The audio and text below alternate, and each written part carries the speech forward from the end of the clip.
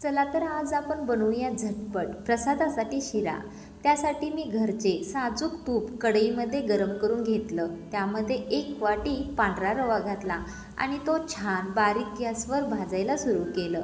रवा एकदम लाल होईस्तोपर्यंत भाजायचा, म्हणजे छान बनतो। त्यामध्ये रवा भाजल्यानंतर 1 वाटी मी दूध घातला आहे। नंतर त्यामध्ये वेलची पूड घालून तो रवा हलवला आहे। वेलचीमुळे प्रसादाला खूप छान चव येते। त्यानंतर 1 वाटी गरम पाणी घालून तो रवा छान हलवून मिसळून घ्यायचा। त्यामध्ये गाठी बनणार नाहीत याची काळजी घ्यायची।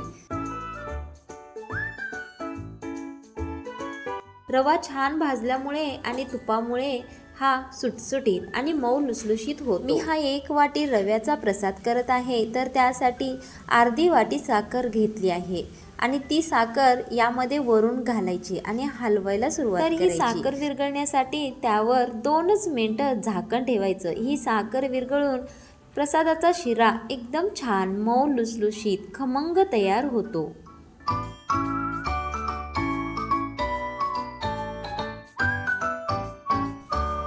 हे बघा, झाकण काढल्यानंतर मऊ लुसलुशीत खमंग प्रसादाचा शिरा छान तयार झाला आहे।